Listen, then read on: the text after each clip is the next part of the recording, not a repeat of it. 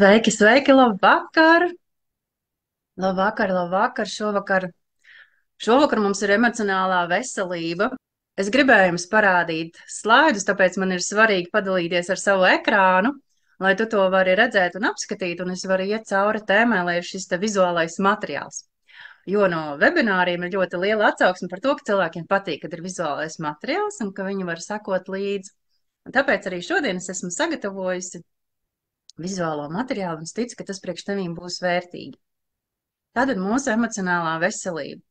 Mūsu veselība sastāv no vairākām sastāvdaļām. Viņa ir kā puzlīte, un mēs neko nevaram atdalīt. Mēs nevaram pateikt, ka šis ir viss svarīgākais vai šis ir mazsvarīgākais. Tāpēc mēs arī runājam par dažādām šīm te veselības sastāvdaļām. Viens ir tas, kas mums ir fiziskā veselība, kura mums ir tīri tehniski, fiziski, kuru mēs skatāmies, un viņai vēl ir daudz šīs te komponentes, tas ir mūsu emocionālā veselība, ja mūsu garīgā veselība. Tāpēc mēs skatāmies it kā to atdalīt, bet tai pašā laikā tas viss viens otru ietekmē.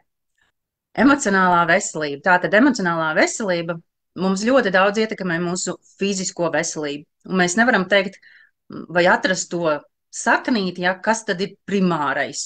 Vai tas fiziskajā sākās vai mūsu emocijās. Tātad mums ir svarīgi skatīties gan emocionālo, gan fizisko. Mēs nevaram pateikt, kura ir tā sakne, kura sākās. Jo kādam patiešām tas sākās fiziski. Fiziski kaut ko apēda, ar kaut ko saindējās vai kaut kas sakrājās. Un, protams, ir sevišķi mūsdienu laikmetā, kad visi šie toksīni un visas šīs vielas, ar ko apstrādā augļus un dārzeņus, tas nonāk mūsu ķermenī. Tas, protams, rada kaut kādu, jāsaka, defektu.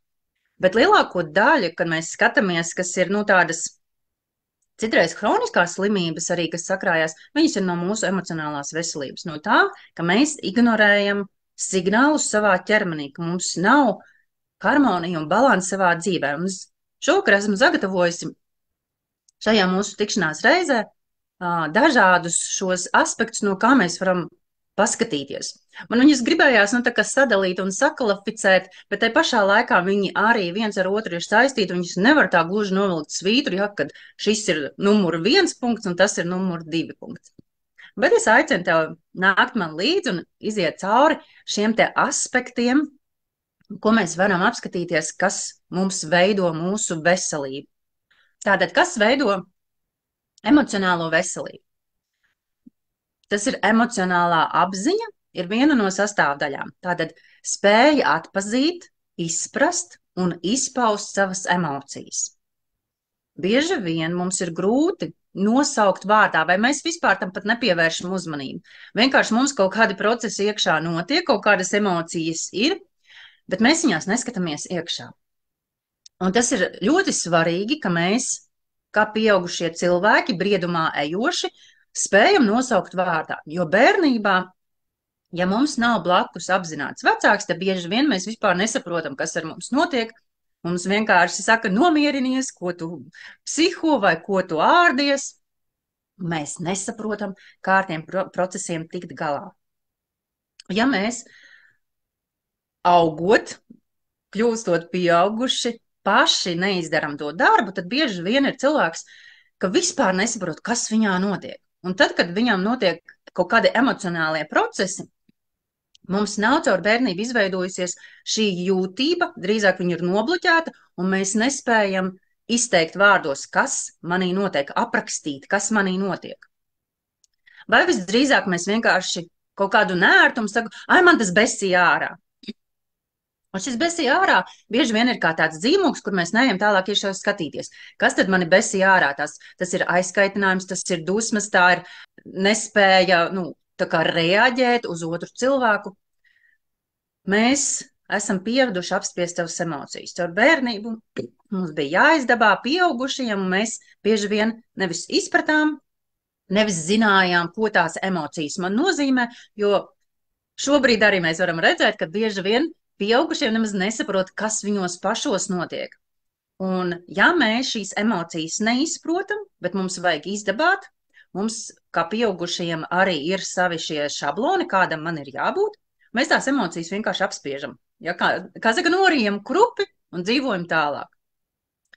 Ja caur bērnību mums ir sarauts šis kontakts ar ķermeni, tad mums arī caur dzīvi būs dažādas kaitas un slimības, kuras vedīs mums atpakaļ.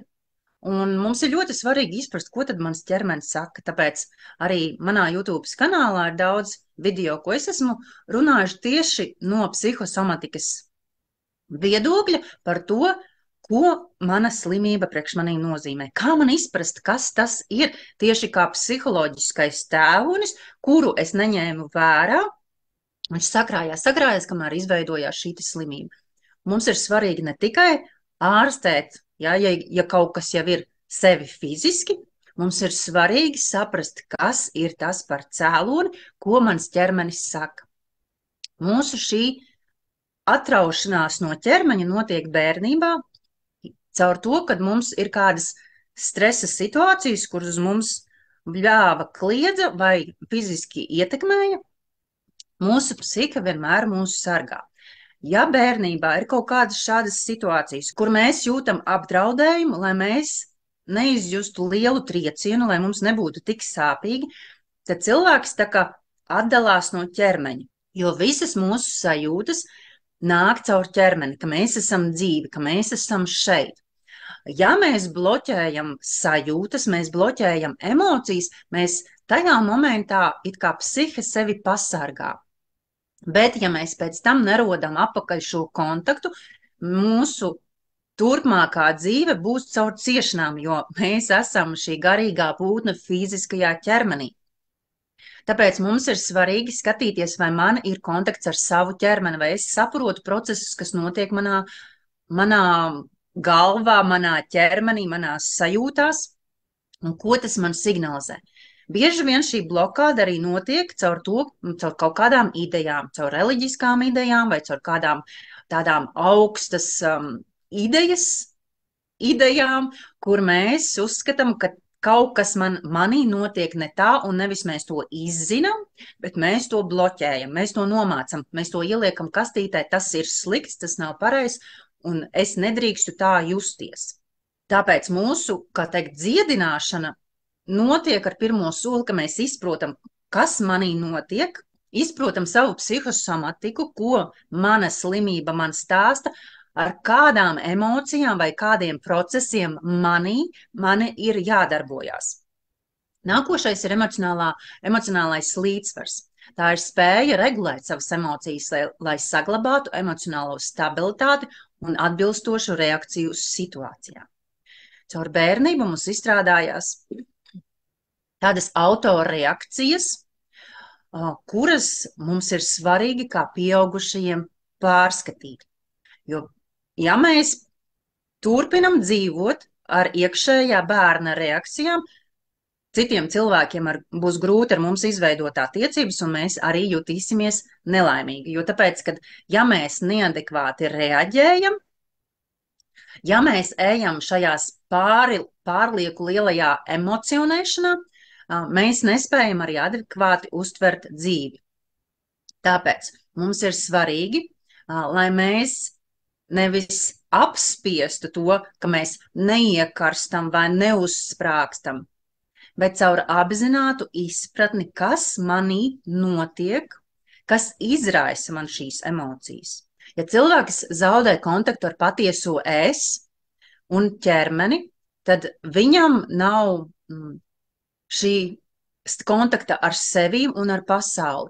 Sākās iekšējie konflikti un sākās tādas enerģētiskās, saspīlēm, kas rada mums daudz dažādas slimības. Tad, kad mums ir pārspīlēta šī emocionalitāte, tad pirmkārt mēs nespējam risināt nevienu jautājumu, un caur to mēs visu laiku savu psihi tā kā šūpojam, viņu visu laiku ir tā kā uzvilkt.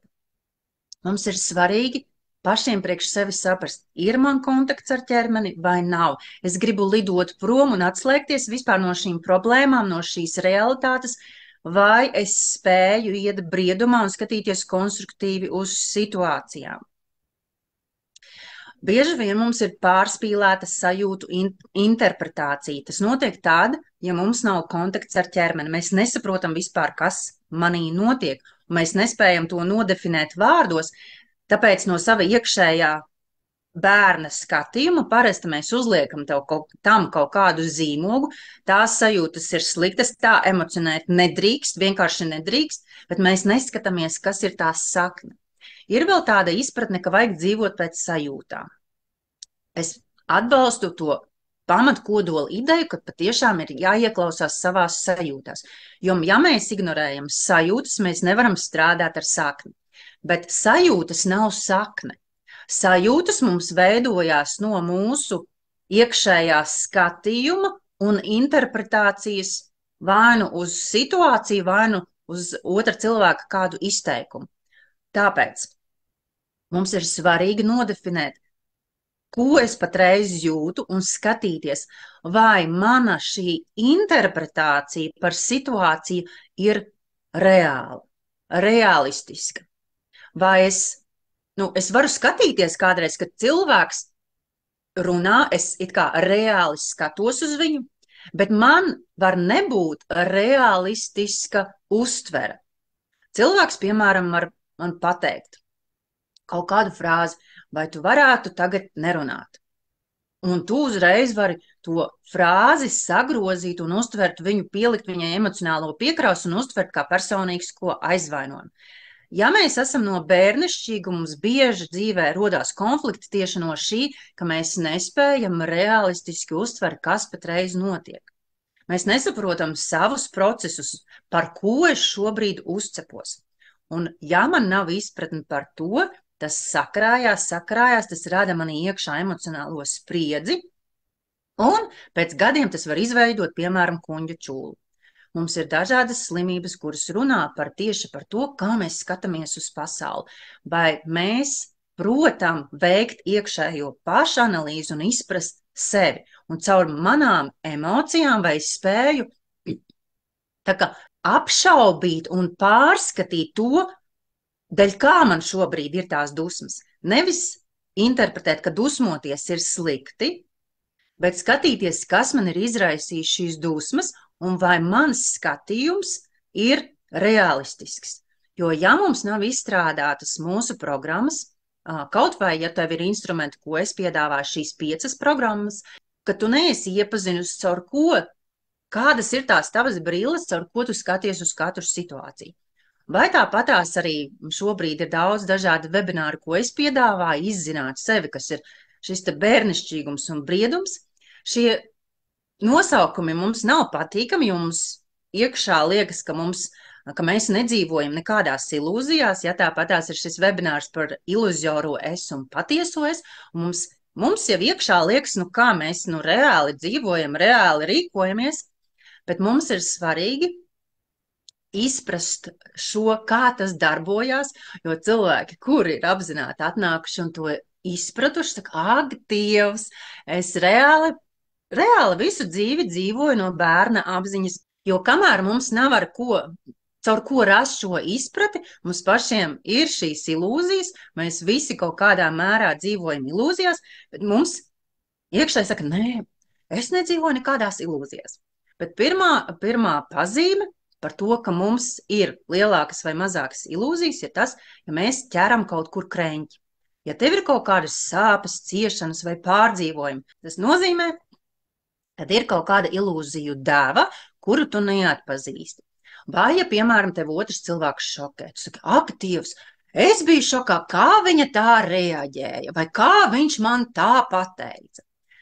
Tātad tas nozīmē, ka mums ir iluzors skats uz otru cilvēku, un mums vajag ar to tikt galā, saprast, no kurienes vispār mums tas veidojās un kā mēs uztveram sevi un otru.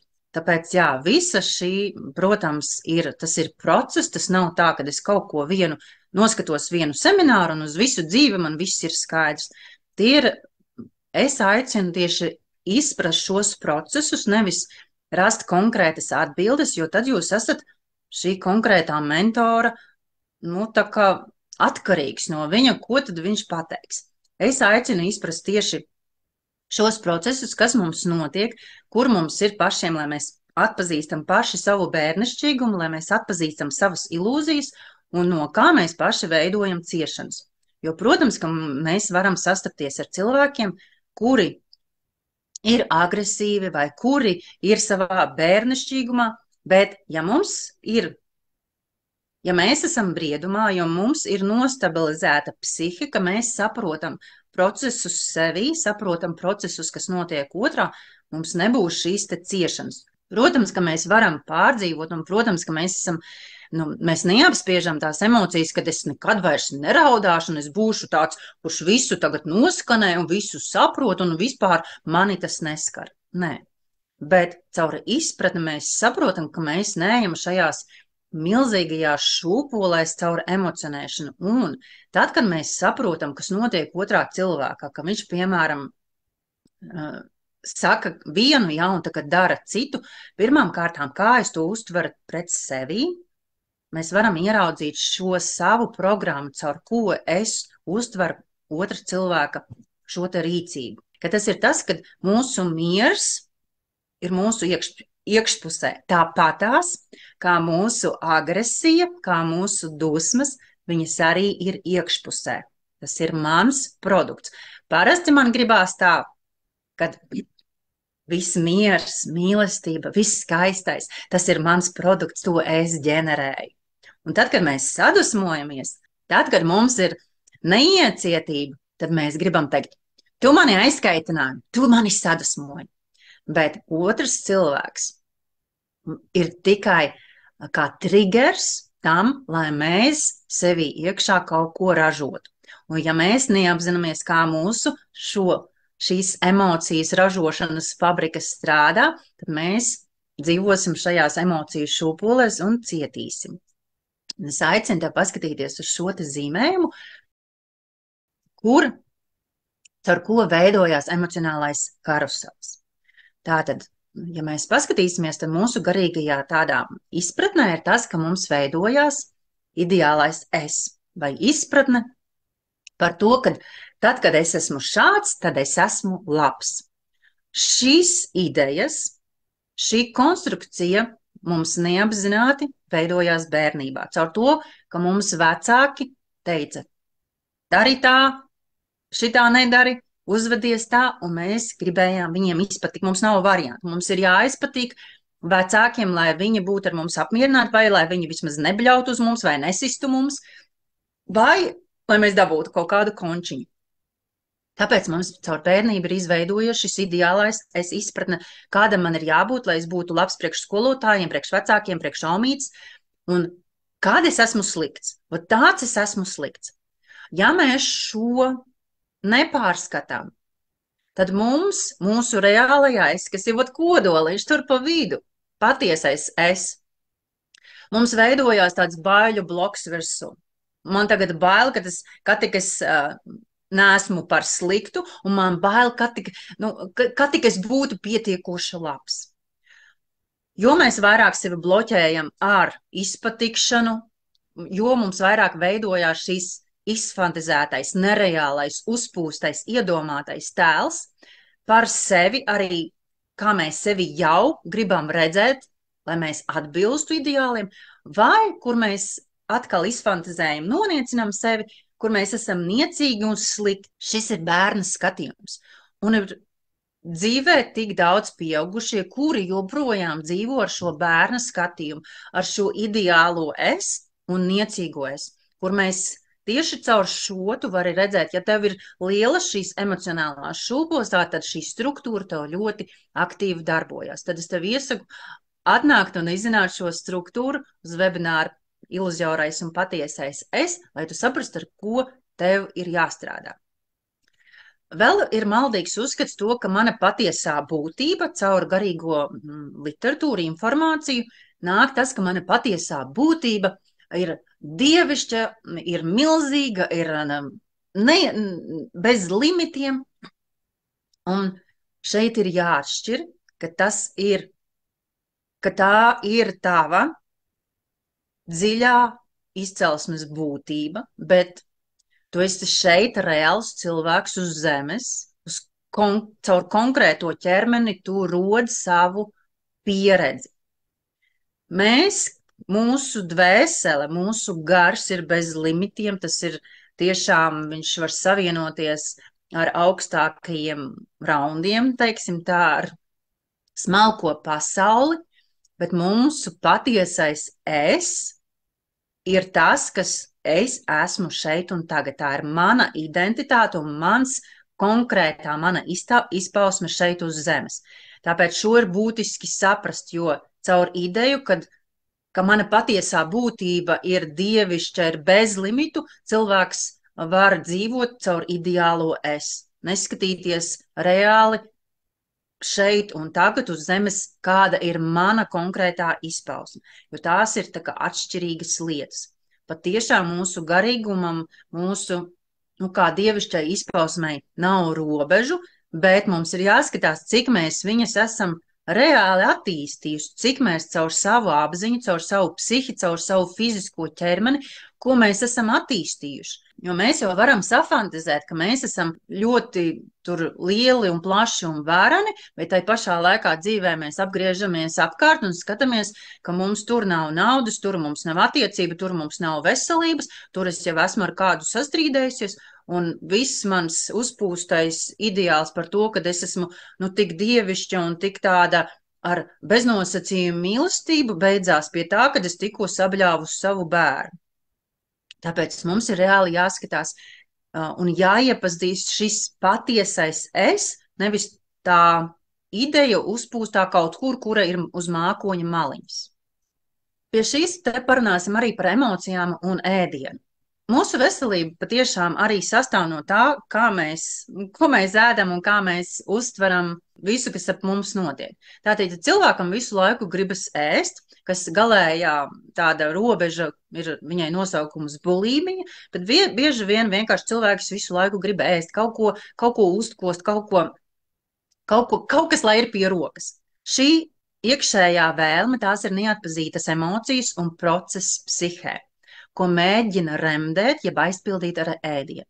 Ja cilvēks nav atpazinis, kas viņā notiek, un viņš uzreiz ir pieredzis jau no bērnības, mums to iedresē. Ja, piemēram, bērns ir tur satraukts vai vēl kaut ko, nāc padzeries, nāc paēt kaut ko. Un varbūt omīte vai mamma tiešām caur savām rūpēm tas bija labākais, ko viņi spēja izdarīt, jo viņi paši nesaprot, kas notiek, un viņi saprot, ok, ar ēdienu mazliet var remdēt kaut ko, vai iedod konfektīti, un bērns nomierinās. Bet caur to mums nerodās cēloņu un seku sakarības izpratne par to, kas manī notiek. Un ja cilvēks joprojām paliek šajā bērnišķīgajā dzīves uztverē, tad viņam pie katra stresa vai, piemēram, kad viņš tuvojās lielās laimes vai lielo šausmu punktā, man ir šie termini, es par viņiem ļoti daudz runāju tieši arī par caur ideālo un reālo es webinārā, kur mēs izprotam, kas ir mani iekšējie triggeri. Mums katram ir šīs lielās laimes tāds punkts un lielo šausmu punkts. Tas arī nāk no bērnības, kur mēs gribam, tādu, lai būtu ideāli, lai vīrs mani saprot, lai bērni mani klausa. Un arī lielās šausmas, kuras negribu pārdzīvot, un katram tas mums ir dažādi, vai ka mani atraida, vai ka mani pamet, vai ka man pasaka nē, vai kad es nesaprotu, kas notiksies, kad man ir neziņa. Vai kad man visi jākontrolē, man jāzina, kas notiksies. Mums veidojās neizprotamas sajūtas. Ja mēs viņus iepazīstam, mēs saprotam, tagad tāds process notiek. Bet ja mēs viņās neskatāmies, tad mēs to kompensējam caur ēdienu. Uznāk kaut kāda nesaprotama sajūta, jāiedzer tēja, jāuzēd kaut kas, jāpaņem kaut kas no leduskapja. Un mēs nevis skatāmies, pagaid, kāds process šobrīd manī notiek, mēs vienkārši ejam viņu kompensēt. Bet mums jāapzinās to, ka mēs nevaram to aizēst, mēs nevaram to aizdzert. Ir cilvēki, kuriem šī emocija rodās, kaut kāda sajūta rodās, viņiem vajag 100 gramus. Un tā vietā, lai cilvēks skatītos un iepazītu sevi un tiešām caur sevis iepazīšanu produktīvi veidot savu dzīvi, bet viņš caur šīm kompensācijām parasti sevi ved destruktīvās situācijās, veselībā, attiecībās. jo mēs nevaram to aizkompensēt. Mēs nevaram aizēst, mēs nevaram aizdzert. Tas tāpatās arī kā ar asarām. Cilvēks saka, nu droši vien man šī sāpe ir jāizraud. Un cilvēks var raudāt gadiem un būt šajā iekšējā depresīvajā vai upura stāvoklī, un asaras nav izraudāmas. Protams, kad ir labāk. Ja ir kaut kāds emocionālā spriedze izraudāt, nevis viņus vienkārši apspiest, jo tāpēc, ka raudāt nedrīkst, tad mums tas aizies viss psihosomatikā. Protams, cilvēkam ir jādabū šī enerģija ārā, labāk izraudāt, labāk aiziet mežā izkliegties, bet ir svarīgi saprast, kas notiek, no kā, caur kādu manu skatījumu, caur manu interpretāciju manī rodās šīs sajūtas un emocijas. Vai ir cilvēkam, kuram neko negribas ēst, un tāda galējība, jā, šai nēšanai ir anoreksija. Nav jānonāk līdz anoreksijai, kur cilvēkam ir šīs te pazīmes, un mums viņas ir jāatpazīst, kur es nēdu, kur notiek šis process, kad es sevi tā kā sodu ar to, tā kā es liedzu sev, piemēram, pusdienas, vai cilvēks saka, es aizmirsu paēst. Tur ir jāskatās, kur ir tas, kur cilvēkam ir šis ideālais tēls, un viņš caur to, ka viņš vēl nav ideāls, viņam vēl jāskrien, vēl jāklausās, kaut kas vēl jāattīsta, vēl jāizdara, kur viņš vēl nav pelnījis ēdienu, kur notiek tāda neapzināta. Tas jau nav tā, ka tu galvā sēdi un domā, tā, šodien izlaidīšu pusdienas, ēdīšu vēlu vakarā, tāpēc, ka es sevi sodīšu. Tas viss notiek mūsu neironu saitēs, tur viss jau tā ir saveidojies, ka tas notiek automātiski. Bet ja mēs neieskatāmies tajos procesos godīgi, tad mums nav iespēja viņus ieraudzīt. Cilvēks parasti aizmirst paēst vai sev kaut ko liedz caur to, ka viņam nav kontakts ar ķermeni. Jo tad, kad mēs ēdam, mums notiek šis gramošanas process, caur to mēs savienojamies. Mūsu kā teikt, dvēsele ar miesu, viņa ir kontaktā.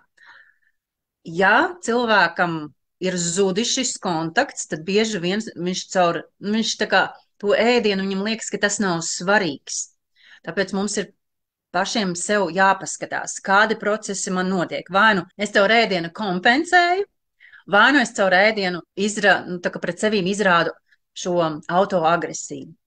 Vakar bija karš webinārs, pilnīgi 3 stundas runājām, šodien mazliet kakls arī liek par to manīt. Kas veido emocionālo veselību? Vēl viens aspekts ir empātija. Tā ir spēja izjust un saprast citu cilvēku emocijas un perspektīvas, veicina labas attiecības un savstarpēju sapratni. Ja cilvēkam zudis kontakts ar sevi un savu ķermeni, tad tas nevar izjust otru. Bieži tiek jaukts ar ilūziju, ka es par tevi zinu visu. Tad, kad mēs dzīvojam savā ilūzijā, mēs nevis kontaktējamies ar otru cilvēku, caur sajūtām, caur fokusu, caur uzmanību, caur izpratni, bet mums ir tāda iekšējā uzpūstā tāda viszinība. Es jau zinu, ko tu teiksi, es jau zinu, ko tu darīsi, es jau tā kā tevi nolasu, un tāpēc es tev runāju virsū, un tāpēc es jau zinu, es nemaz neuzdodu jautājumus, jo es jau zinu, ka tu pateiksi nē. Mums ir jāatgūst savs kontakts ar savu ķermeni, jo ja man nav kontakts ar manu ķermeni, es nespēju kontaktēties ar otru cilvēku. Un kā jau minēju, šis atrāvums notiek mums bērnībā, lai mēs pasargātu sevi no uzbrukumiem, no vardarbības, no skarbiem vārdiem. Tev cilvēks tur kaut ko runā, un tu uzreiz ieeji savā čaulā, un tu vienkārši klusē, tu gaidi, kad pāries vētra. Tas arī ir tā, ka tajā mirklī mēs tā kā sastingstam, lai vienkārši tas viss pāriet pāri, un tad mēs tā kā svarīgi ir, ka mēs, protams, lai pasargātu sevi mēs kā bērni iegājām šajā te sevī, ja? Bet mums ir svarīgi, lai mēs pēc tam atjaunotu šo kontaktu. To var atjaunot caur fokusu, caur to, kad es fokusējos iekšēji uz savu ķermeni, caur elpošanas praksēm ir brīnišķīgi. Arī man ir šīs 31 dienas prakse, kur mēs, un apzinātības treniņš bija, kur mēs caur meditācijām, caur elpošanām, caur vingrošanām, caur apzinātām šīm vingrošanām, parasti joga ir ļoti tuvu tam, kur cilvēks var caur apzinātu kustību, caur apzinātu izjušanu rast atpakaļ šīs te saites. Jo cilvēkam vairāk dzīve notiek caur to, ka viņš ir atrauts no ķermeņa, jo viņam biežāk ķermenis arī caur kaut kādām kaitēm ziņos par to, ka viņš nepievērš tam uzmanību, un arī caur dažādiem šiem te dzīves pārdzīvojumiem. Vēl ir svarīgi cilvēka attiecības, protams, kad caur mūsu attiecībām arī mums visi stresi, neirozes un gramošanas traucējumi un sirds traucējumi ir tieši caur to, ka mēs neprotam veidot attiecības, jeb mēs veidojam attiecības caur savu iekšējo bērnu. Un mēs nemaz nezinām, ka pie mūsu dzīves stūras ir šis mūsu iekšējais bērns. Jo mūsu saskaņa, kā mēs veidojam attiecības, tas ir tieši atskaņojās uz mūsu veselību. Kur mēs veidojam konfliktus, kur mēs veidojam iekšējos konfliktus. Arī ir te webinārs, ko es dalījos ar zināšanām, caur ko veidojās vispār mūsu iekšējie konflikti un ārējie konflikti. Mums liekas, ka mums ir, tā kā otrs man tur kaut ko ne tā pateica vai izaicināja, bet pirms mēs sākam vispār runāt ar otru, mūsu iekšienē jau ir noticis vesels process. Mūsu ārējie konflikti, nesaskaņas šīs, kas mums triggerē vai kas mums vesīja ārā, ir tieši tas, ka man iekšā ir izveidojies šis konflikts un es viņu neatpazīstu. Tāpēc, lai mums veidotos skaistas attiecības, mums ir jāizprot sevi, kurā mirklī un kā veidojās mani iekšējie konflikti un caur ko viņi translējās uz ārpusi. Caur atzīto niecību sākas iespēja pilnveidoties. Bieži vien mums ir tā, ka mēs negribam savā niecībā skatīties, bet mums ir šīs šūpoles, ko es iepriekš rādīju, šī varenība un šī niecība, kur šeit es jūtos varens, šeit es jūtos pārāks, šeit es runāju paaugstinātos toņos, vai šeit es noniecinu, jo citi jau nav tik attīstīti vai zinoši, un tad kaut kādā mirklī es atkal krītu savā niecībā. Niecībā mums nevienam nepatīk atrasties. Mūsu šo niecību mēs uzskatām, ka tas nav pareizi, kādi mēs esam. Bet ja mēs neieskatāmies šajā savā saucamajā niecībā, kas parasti ir ļoti tuvu mūsu reālajam es, mums nav iespēja mainīties. Ja mēs dzīvojam ilūzijā par savu veselību, ko bieži cilvēki vienkārši caur dzīvi ejot, viņi pierod. Un es to arī esmu pamanījis caur jautājumiem, ja, kas mums ir privātajās tikšanās. Cilvēkam prasa, kādi tev ir procesi vai kādas tev ir sūdzības. Un tad cilvēks varbūt pasaka vienu vai divas, vai citreiz saka, es vienkārši gribu profilaktiski. Un tad, kad sāk uzdot dziļākus jautājumus, kā tev ir ar ādu, kā tev ir ar vēdera izēju, kā tev ir ar miegu? Nu jā, vēdera izēja nav tik regulāri. Nu jā, dažreiz naktī mostos. Kur cilvēks tikai tad, kad viņam uzdod konkrētu jautājumu, viņš tiešām noskanē un ir spējīgs ieraudzīt, ka viņam patiešām tur ir problēma, jo caur dzīvi ejot, mēs tā kā pierodam pie mazajām lietiņām. Tur man mazliet redze pasliktinājusies, tur mazliet dzirde pasliktinājusies, tur mazliet es stresoju, tur es ātrāk reaģēju, tur man vēdera izēja nav tāda, vai tur man kasās, jā, man visu laiku ir sausa āda, kur mēs nepiefiksējam, jo ja mums nav šis kontakts ar sevi, mēs mazās lietiņas nepiefiksējam. Ja gluži mums varbūt kaut kas jau tiešām nestrādā vai kaut kāda pumpa ir uz sejas uzmetusies, tad mēs to pamanam un mums viņa nav patīkama. Bet tad arī mēs gribam ātri likvidēt to pumpu un negribam skatīties, no kurienes tad man tas izraisījās. Un ja mēs vēl paskatāmies fizioloģiski, fiziski, kas mums šo pumpu veido, tad droši vien mēs tad tiešām jau jābūt tādam apzinātam cilvēkam, kurš saka, kas ir psihostomatiski, kāpēc man rodās ādas problēmas vai, piemēram, herpe metās vai kaut kāda problēmas, piemēram, ar ceļiem. Paskatāmies uz šo schēmu, ka mūsu ikdienas dzīvē caur manu es gribu, mums veidojās daudz emociju. Mums veidojās gan strīdi, gan arī pozitīvās emocijas, gan negatīvās emocijas. Un caur to arī kas veidojās mūsu veselība. Ja man veidojās kaut kādas jūtas, es gribu kaut ko, un man dzīvē notiek pozitīvi, ka notiek tā, kā es gribu, notiek pa manam. Es gribēju un es dabūju. Un kādreiz mēs to interpretējam. Jā, mans tur vīrs vai mana ģimene vai mani draugi redz, kā viņi forši izdarīja tā, kā es gribu, un man ir iekšējais apmierinājums. Vai, ja es, piemēram, gribu kaut ko un es patiešām to realizēju, vai patiešām tas tā notiek, tad mums gribās arī uzburt šo savu pašapziņu un pateikt, es manifestēju, ja? Viss notika pa manam, un tad man gribās to piesavināties, kad es to manifestēju, jo viss notiek pa manam. Bet tad, kad nenotiek pa manam, tad man rodās negatīvas sajūtas. Un ja es dzīvoju ideālajā kur es esmu uzbūrusi tēlu, kad es esmu cilvēks, kurš manifestē, kuram ir iekšējā spēcīgā enerģija un kurš spēj izteikt domu un visums uzreiz to realizē, tad šajā momentā notiek negatīvas emocijas, un es negribu atzīt to, ka negluži visu es manifestēju, un negluži vienmēr notiek pa manam.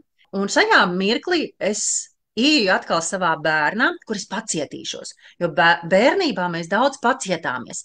Pacietāmies, paklusējām, neizpaudāmies, lai tikai mēs dabūtu to, ko mēs gribam.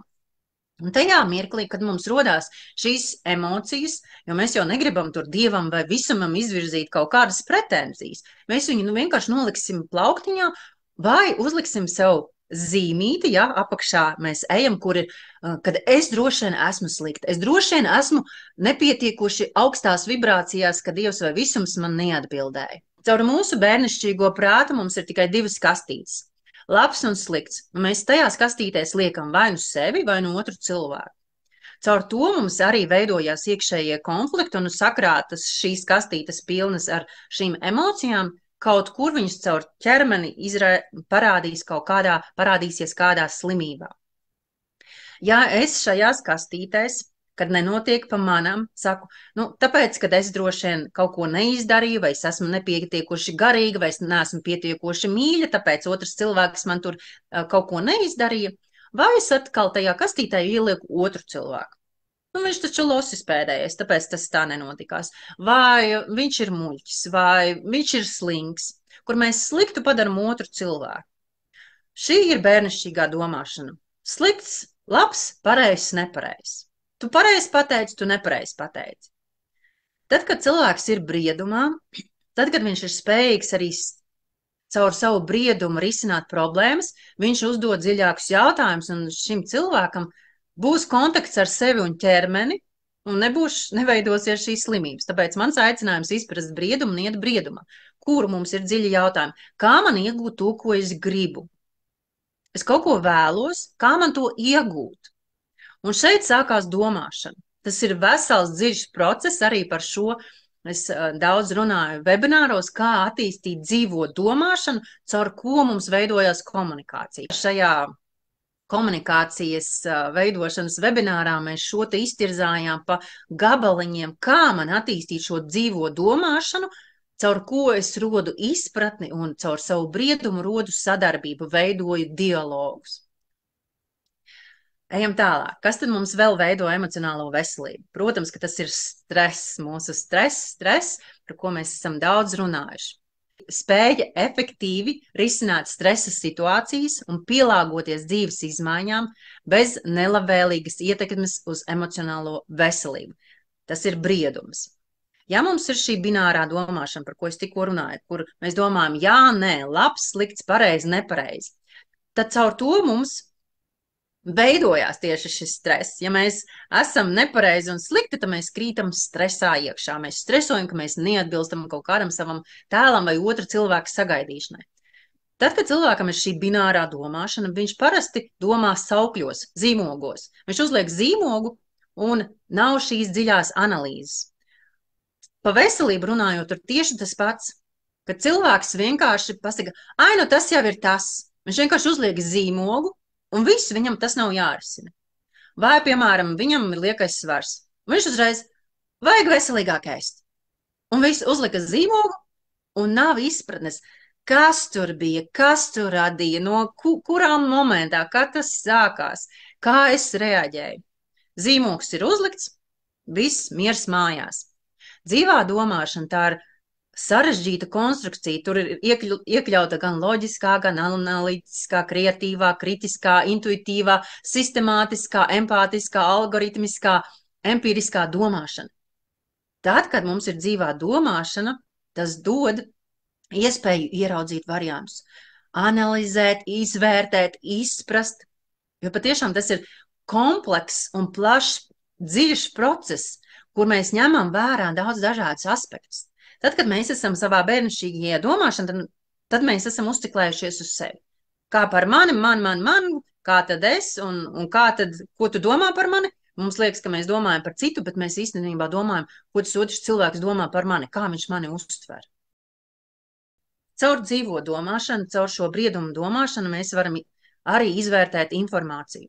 Bieži vien cilvēks caur savu bērnišķīgo domāšanu ļoti emocionē no informācijas.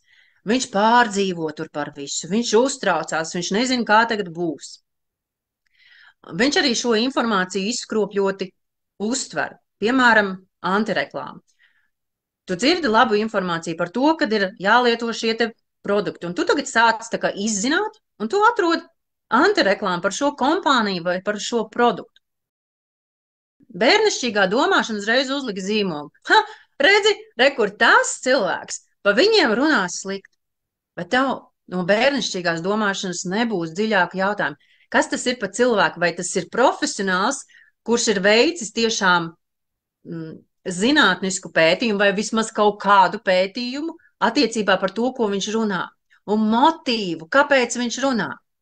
Man patika tiešām dzirdēt šo te atsauksmi no cilvēka, kurš ieraudzīja to, kā bija pirms tam, un kā ir pēc tam, kad ir atvērta vaļā šī dzīvā domāšana, kur skatās uz šo antireklāmu, kur noniecina citu kompāniju, noniecina citu produktu, un šis cilvēks saka, bet es pēc tam iegāju skatīties viņa tanī kontā, un es skatos, ka viņš reklamē savu unikālo, brīnišķīgo produktu. Protams, ka mēs dzīvē sastopamies ar šo neētisko veidu, cilvēki zina tikai tādu veidu, kā var sevi reklamēt un izdzīvot, tas ir noniecināt otru un uz tā pacelt sevi. Bet ja mums nav šī kritiskā domāšana, tad mēs paķeram kaut kādu cilvēku, kurš kaut ko runā, kur mēs nesaprotam, kāpēc viņš runā un ko viņš īsti grib pateikt, ka viņam ir cits mērķis to noniecināt un šito savu brīnišķīgo izcelt, tad mēs varam to paņemt kā patiesību un vienkārši to atkal ielikt sliktajā maisiņā. Es noskatījos vienu video, ka šitie produkti vai šitā kompānija ir slikta. Tas apšam ir mēsls, tas nestrādā un vienkārši ir labi jāēd. Un cilvēks caur šiem saukļiem paliek savā bērnišķīgumā un nerisina problēmu. Un tas ir tipiski, kur cilvēks saka, tā jau ir reklāma, tas jau ir biznes. Un kur viņš nesaprot, ka viss ir biznes. Arī tavas attiecības, viss ir biznes. Vai kur cilvēks saka, vienkārši ir veselīgi jāēd un jākustās. Jāsaka, bet ko tu darīji visu šo dzīvi? Ko tad tu mainīsi no tā sava lozunga, jaunā lozunga? Cilvēkam jau ir veselības problēmas, vai viņš vienkārši dzīvo toksiskajā pozitīvismā, kur viss jau būs labi un viss jau būs kārtībā. Vienkārši vajag veselīgāk ēst un vairāk kustēties. Bet no tā viņa dzīve nemainās. Nekas jau nav konkrēta izpratne. Kur tad es ēdu neveselīgi? Kur tad es sākšu ēst veselīgi? Kas konkrēti notiks savādāk? Vai kur tad es sākšu vairāk kustēties? Bet mums no iekšējā bērna ir svarīgi salikt zīmogas, izbārstīt frāzes, un viss ir kārtībā. Problēma atrisināt. Vēl mūsu šo emocionālo veselību veido pareiza pašaprūpe. Līdzsvarots dzīvesveids, kas ietver veselīgu ēšanu, regulāru fizisko aktivitāti un pietiekumu miegu, var būtiski ietekmēt emocionālo veselību. Šis mirklis mums citreiz liekas, es jau par sevīm rūpējos, es jau par visiem rūpējos. Es aicinu ieskatīties dziļāk, sevišķi, ja tev ir kaut kādas traumas. Es skatījos, kad ir Facebookā viena sieviete, kura regulāri sevi traumē. Vai nu ir kaut kādas jau, ne traumas, bet kaut kādas lietas dēļ, kā viņai jābrauc uz slimnīcu. Viņa regulāri liek bildes no slimnīcas. Un šis ir svarīgi paskatīties. Ja mums ir aizliegt sevi mīlēt un par sevi rūpēties, jo bērnībā varbūt tev vecāki teica, ka tas ir egoistiski, tu tik domā par sevi un tu esi paņēmusi to izkropļotā veidā, kā ideju, kad tu par sevi nevari domāt, vai varbūt bija tava māte, kura dzīvoja un cieta, un viņas lozungs ir dzīve, ir vienas ciešanas, vai dzīve ir vienas rūpes par citiem cilvēkiem, kur egoistiski ir domāt par sevi un iet atpūsties, tad, kad es esmu piekususi, jo jāskrien ir priekš citiem cilvēkiem. Tad šādi cilvēki var neapzināti veidot traumas un slimības, jo caur to viņi legalizē savu atpūtu. Normāli atpūsties nevar, bet tad, kad tu esi slims, nu tad tu vari pa sevīm parūpēties. Tad tu vari vienkārši pagulēt un neko nedarīt. Tāpēc mums ir svarīgi ieraudzīt savus šos ciklus, kā tas notiek. Vai kur mums ir aizliegts būt uzmanības centrā. Kā šai sievietei, kura pausto ik pa laikam, ka viņa atkal ir slimnīcā, kad viņai atkal vai nu ir trauma, vai nu kaut kas vajadzīgs, kaut kāda medicīniskā palīdzība. Un nekad tur netiek uzdots jautājums, vai jūs varētu kaut ko man palīdzēt, vai atrisināt, kā es varētu ātrāk atveseļoties, vai kā var novērst kaut ko, vai kā var izprast, kāpēc es sevi visu laiku traumēju. Tur ir fakts, kad ir slimnīca un tādas vēlējumi, citi arī jautājumi, kas tad notika, uz tiem, protams, netiek atbildēts, nav šī analīze, bet cilvēks iegūst uzmanību uz sevi. Un šeit ir cilvēkam pašam jāskatās, ko viņš ar to iegūst. Jo, protams, no malas mēs to varam redzēt kā faktu, kā sistēmu, kas notiek, bet cilvēkam pašam ir jāieskatās un jāuzdod šis jautājums, ko es caur to iegūstu, jo ir cilvēki, kuri nevar izveseļoties, jo viņi negrib izveseļoties. Jo caur to, ka viņiem ir šī slimība, viņi var neiet uz darbu, varbūt, kas viņiem riebjās, varbūt viņi beidzot saņem uzmanību. Šīs neironu saites mums arī veidojās no bērnības. Ja vecāki tev nepievērs uzmanību tad, kad tu esi vesels, labs un aktīvs, bet tev bija uzmanība tikai tad, kad tu slimoji un tu saņēmi tādu sajūtu, ka tu esi svarīgs, vērtīgs un tevi mīl, tad šādi cilvēki neapzināti piesaistīs sev slimības, lai viņi varētu šādā veidā saņemt no saviem tuviniekiem uzmanību, mīlestību un aprūpi. Ļoti būtisks moments, ko mums vajag pāanalizēt. Sociālā atbalsta saņemšana un sniegšana. Piederība kādai domu biedru grupai un ciešas attiecības ar citiem cilvēkiem var nodrošināt emocionālo atbalstu un drošības sajūtu. Es domāju, šeit ir skaidrs, ka mēs esam sociālas būtnes un mums patiešām vajadzīgi ir cilvēki, jo mēs vairāk noslēdzamies un mēs gribam saglabāt savu ideālo es. Citreiz cilvēks noslēdzas, viņš kur neiet nevienu, nekontaktējās, tur vēl nobloķē visos sociālos tīklos un viņš dzīvo savā ideālajā burbuli.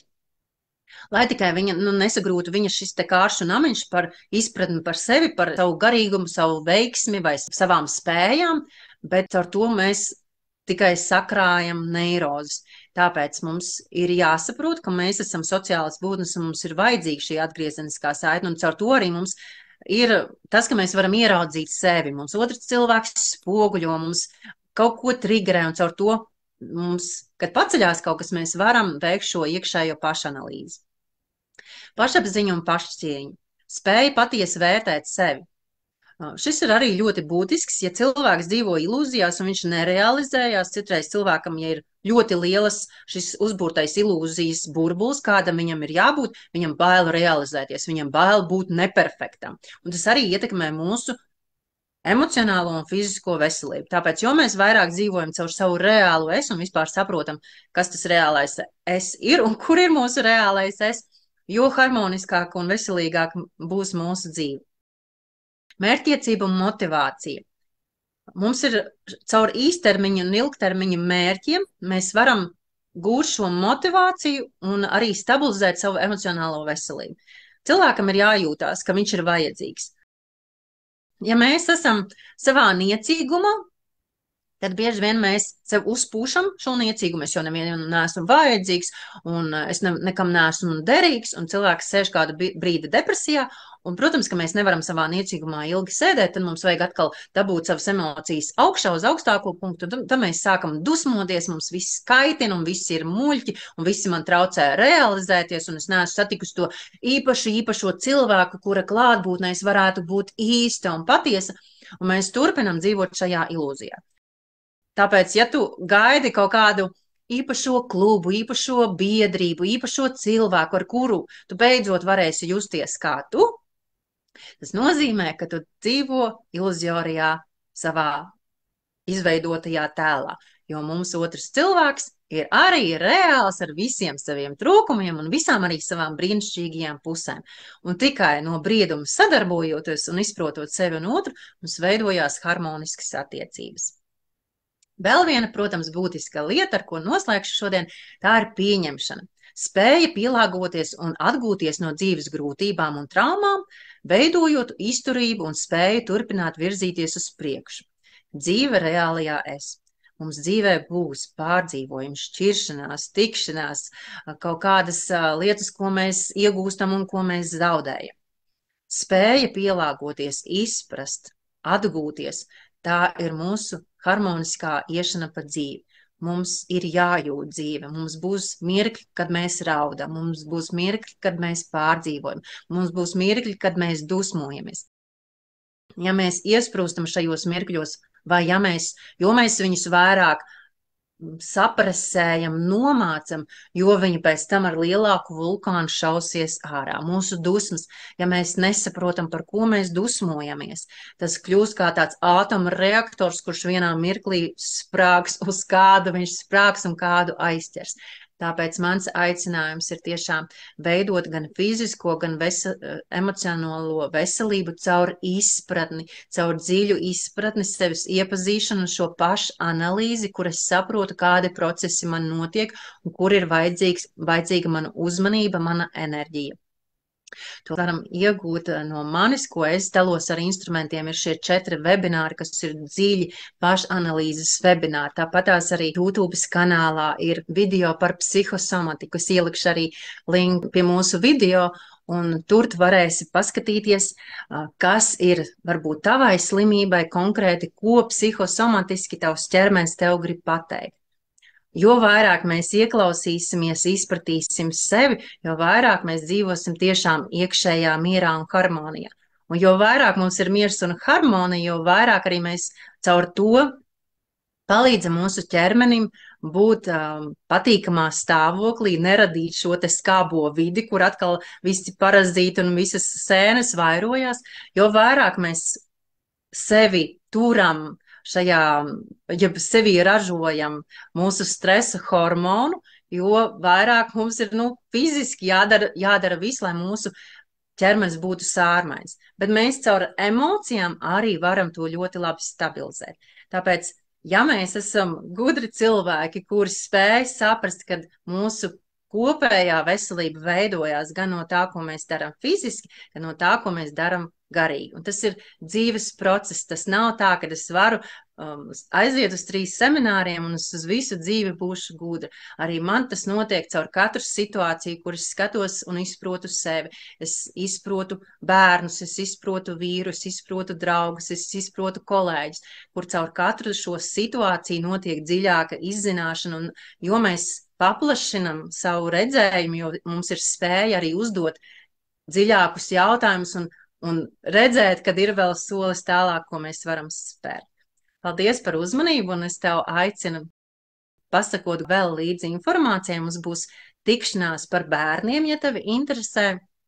Mums arī vēl būs tikšanās par dažādām citām tēmām, kur mēs turpināsim iedziļināties un darboties, lai mēs būtu balansā gan fiziski, gan emocionāli. Ar labu vakaru visiem un uz tikšanos! Atā!